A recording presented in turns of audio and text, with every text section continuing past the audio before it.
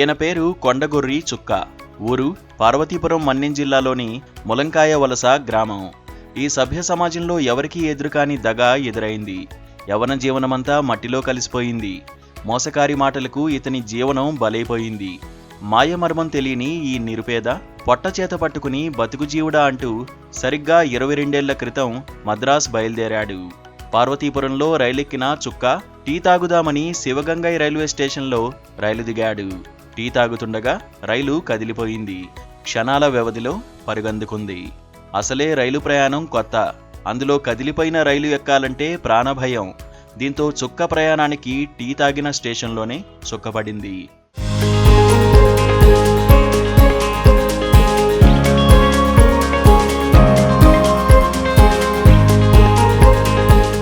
అందరితో కలిసి పని కోసం బయలుదేరిన చుక్కకు ఏ ఊరు చేరుకోవాలో పేరు తెలీదు. తనకు తెలిసిన తెలుగు మాండలికం తప్ప మరో భాష రాదు. ఏదో ఒక రైలెక్కిపోయి సొంత ఊరు చేరిపోదామంటే చేతిలో చిల్లి గవ్వ కూడా లేదు. ఇతరులను చేయి చాచి అడగాలంటే ఆత్మాభిమానం అంగీకరించదు. ఈ స్థితిలోనే పని ఇప్పిస్తానని అన్నాదురై అనే వ్యక్తి తన వెంట చుక్కాను తీసుకువెళ్లాడు.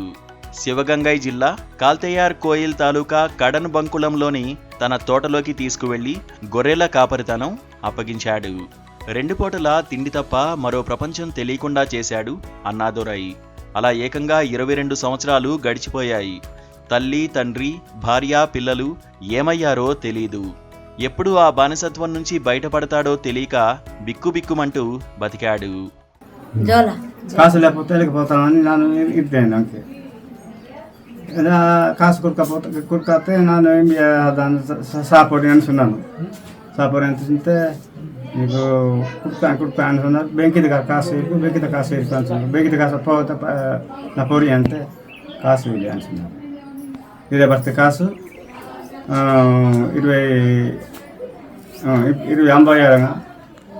10 లక్ష కాసు కూడా అంటున్నాను. కాసు ఇది అంటున్నారు. కాసు ఇది అంటే పోలీసుకి సొల్లేసి పోలీసుకి సొల్లలే వాళ్ళకి జైలు పెట్టేసి నేను తిరిగి రాస్తాను. తహసీల్దార్ అప్పుడు సహా ఇది కలెక్టర్ అమ్మని దగ్గర పోయి సొల్లింది.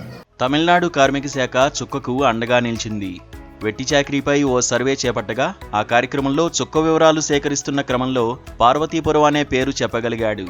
గూగుల్లో వెతికి చెన్నై కార్మిక శాఖ అధికారులు పార్వతీపురం మన్యం జిల్లా కలెక్టర్ని సంప్రదించారు. దీంతో కలెక్టర్ శ్యాంప్రసాద్ తన మానవత్వం చాటుకున్నారు. చుక్క కుటుంబం ఎక్కడుందో జిల్లాలో జల్లెడ పట్టించారు. ఆంధ్ర, ఒరిస్సా సరిహద్దులో చుక్క స్వస్థలం గుర్తించారు. 5 ఏళ్ల క్రితం చుక్క భార్య మృతి చెందారని, పార్వతీపురం దగ్గరలో కుమార్తె దొంబుదర సాయమ్మ ఉన్నారని తెలుసుకున్న మన్యం జిల్లా అధికారులు చుక్క సమాచారం అందించారు. తమిళనాడులోని కార్మిక శాఖ అధికారుల దగ్గరకు చుక్క కుమార్తె, అల్లుడిని పంపించారు.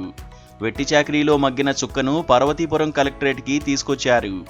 జిల్లా కలెక్టర్ శ్యాంప్రసాద్ చుక్కకు భోజనం పెట్టించి కొత్త బట్టలు అందించారు. ప్రభుత్వం తరఫున ఓ మేకల మందను బతుకు తెరువు కోసం అందిస్తామని, అలానే ఓ పక్కా ఇళ్లు మంజూరు చేస్తున్నట్టు ప్రకటించారు. 22 ఏళ్ల తర్వాత తమ గ్రామానికి వచ్చిన చుక్కను చూసేందుకు గ్రామస్తులు క్యూ కడుతున్నారు. దారి తప్పిన అమాయకుడిని దరిచేరుస్తానని దగా చేసిన వైనం అందరికీ ఆగ్రహాన్ని తెప్పించింది. విధి నిర్వహణలో బయటపడిన వెట్టి చాకరీ బతుకుకి వెలుగురేఖలా నిలిచిన తమిళనాడు కార్మిక శాఖ అభినందనలు అందుకుంది.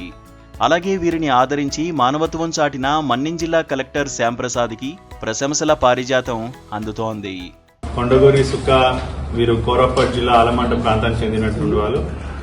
ఒక 15-20 ఏళ్ల క్రితం వీళ్ళు తమిళనాడు వెళ్ళి అక్కడ అనుకోకుండా ట్రైన్ దిగడి అక్కడ ఒక ఇంట్లో ఒక ఫార్మర్ దగ్గర బాండెడ్ లేబర్ గా ఉండిపోయారు. So district task force Tamil Nadu 31/1/2025 ఒకసారి జరుగుతున్నప్పుడు రైడ్స్ చేస్తున్నప్పుడు ఇతను తన వివరాలన్నీ కూడా వారికి చెప్పడం జరిగింది. పార్వతీపురం జిల్లా సీతానగరం అని మొదట చెప్పారు, తర్వాత జిఎం వలస అని చెప్పారు. తర్వాత మన ఇక్కడ లోకల్ స్థానిక మీడియా, సోషల్ మీడియా అన్నిట్లో కూడా అతని వివరాలు ప్రెస్ మీట్ ద్వారా చెప్పడం జరిగింది. సో చాలా మంది ఇతని యొక్క వివరాల కోసం చాలా చోట్ల తిరిగారు. అండ్ సోషల్ మీడియాలో కూడా చాలా మంది వైరల్ కూడా చేయడం జరిగింది. అండ్ ప్రముఖ పత్రికల్లో కూడా వార్త కూడా ప్రచురించడం జరిగింది. తర్వాత వారి కూతురు పేరు సాయమ్మ గారు వచ్చి రావడం జరిగింది. మన డోకిశిలా పంచాయతీ దగ్గర ఉంటారు వాళ్ళు, నిమ్మకాయ వలస.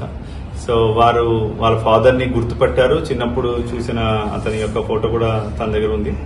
సో వెంటనే మన ఒక వెహికల్ ద్వారా అక్కడ కలెక్టర్తో మాట్లాడి వీరిని తీసుకురావడం జరిగింది. వారి అల్లుడు కూడా ఉన్నారు. అండ్ వారు రీయూనైట్ కలవడం చాలా సంతోషంగా ఉంది. అండ్ వీళ్ళు ట్రైబల్ కమ్యూనిటీగా ఉన్నారు కాబట్టి ప్రభుత్వంతో సంప్రదించి వారి కుటుంబానికి ఆర్థికంగా చేయూత ఇచ్చేటువంటి ఏదైనా సంక్షేమ కార్యక్రమాలు కూడా తీసుకోవడం జరుగుతుంది.